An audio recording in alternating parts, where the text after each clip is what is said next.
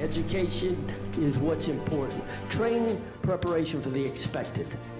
Education, preparation for the unexpected. Good morning, Team Krulak community, and on behalf of Marine Corps University, the Marine Corps University Foundation, and the Krulak Center for Innovation and Future Warfare, welcome back to the Broodcast, our series designed to connect the worlds of the warfighter and PME with the best in innovative and creative thought. I'm your host, Major Ian Brown, Operations Officer at the Krulak Center. As always, all opinions expressed here are those of the individual and do not necessarily reflect the views of the Krulak Center, Marine Corps University, the United States Marine Corps, or any other agency of the U.S. government. Those who watched the headlines this week have seen some remarkable images coming out of Iran. Widespread protests led by Iranian women have occurred in many cities, and there have even been videos of protesters fighting back against the regime's notoriously brutal law enforcement entities. To help us understand what's going on, we're pleased to welcome Ms. Golnaz Esfandiari, who is a senior correspondent for Radio Free Europe, Radio Liberty, focusing on Iran. Her previous reporting has covered Afghanistan and Haiti, and her work has been used by The New Yorker, The New York Times, The Washington Post, and other major publications.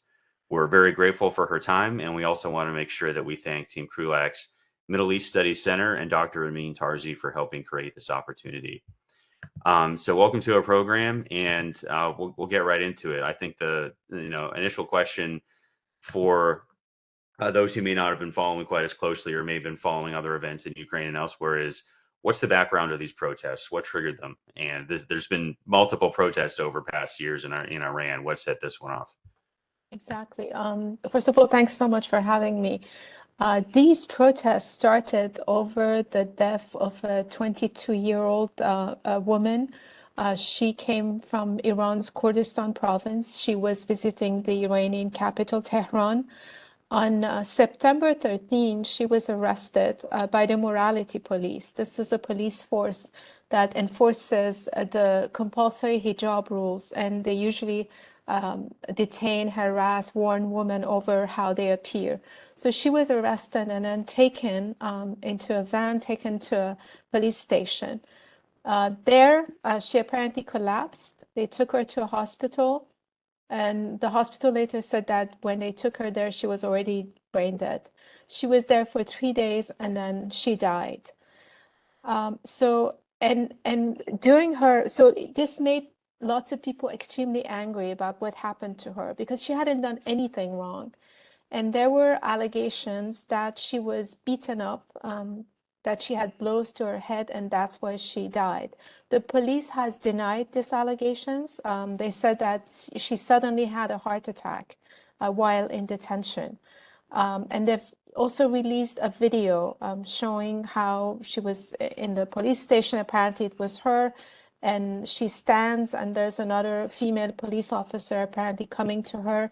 There's no sound, but it seems that they're speaking about how she's dressed, and she looks perfectly fine. She has a long coat, she has a scarf, and all of a sudden it's like she faints.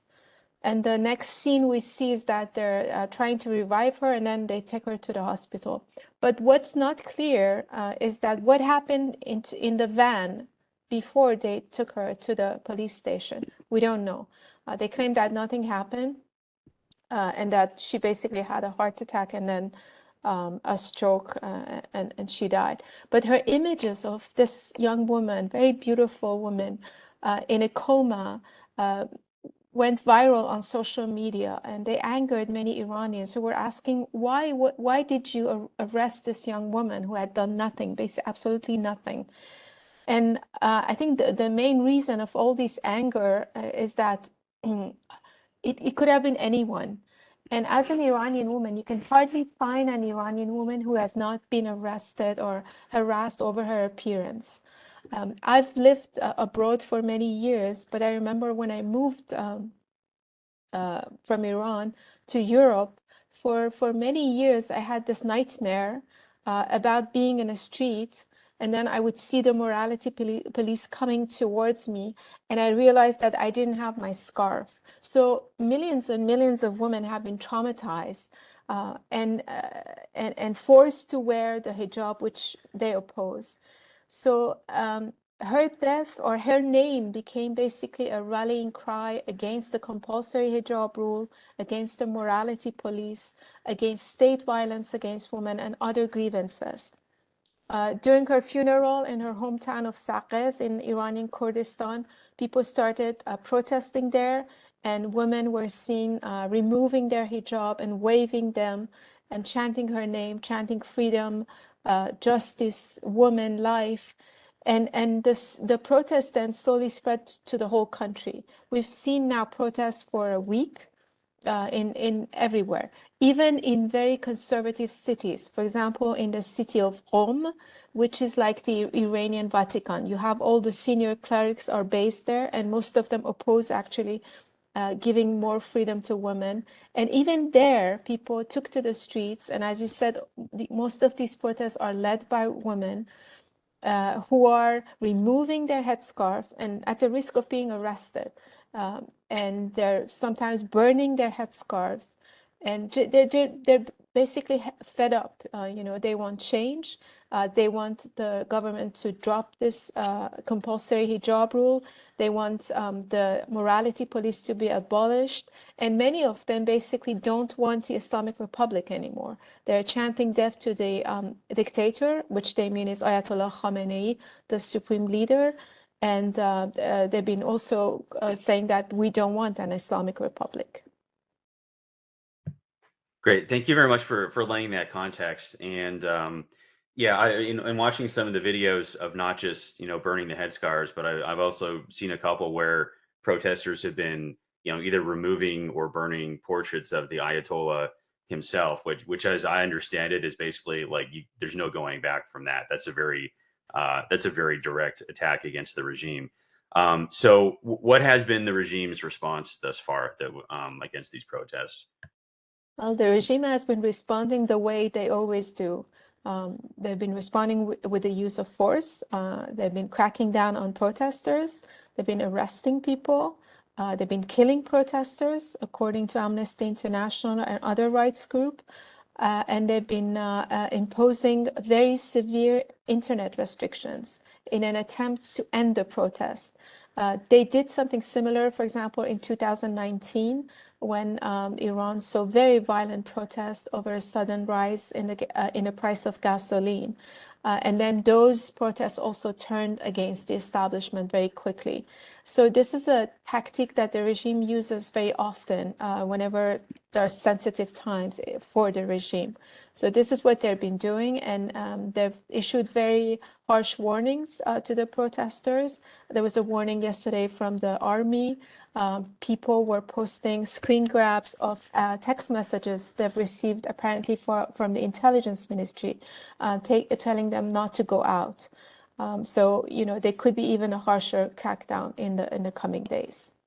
Great, thank you. And so kind of to carry on in comparison to previous protests, you just mentioned in 2019, and then I was looking back through the timeline to make sure I got the dates right, and I think before that you had 2009 was the last serious protest effort against the regime back then, and kind of, as you mentioned, in both cases they they rolled out the same crackdown tactics and communications shut down, and now we're where we are today.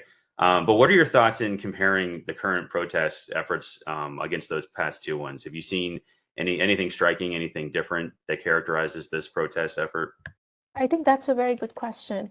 If you compare these protests to the one in 2019, they're different in the sense that these are not protests over the economy.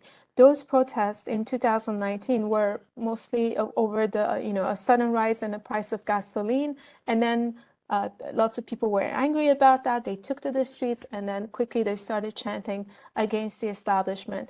But these protests, they're calling for women's rights. They're calling for more freedom. They're calling for against the compulsory hijab rule. But at the same time, they're also similar to the one in 2019 because at the end of the day, they lost many of the protesters want an end to the Islamic Republic. But the scenes we're seeing now, they're basically unprecedented. This woman burning the hijab.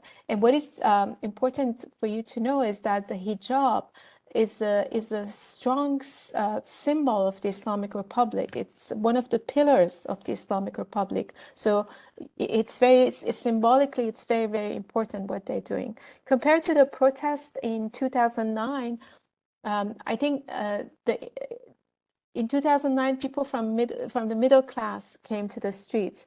And it seems that during this current protest also, we're seeing some of the people from the middle class, intellectuals.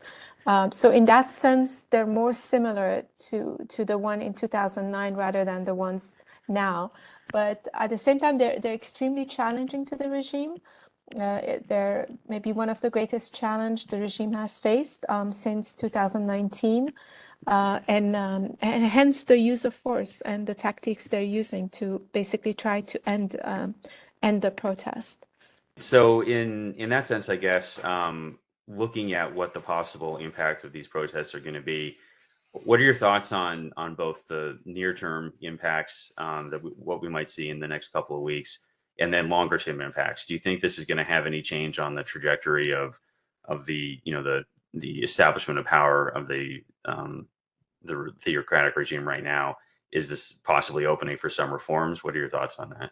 No, I don't think so. I don't think this establishment is open to any kind of reforms. I think they're going to become even more repressive.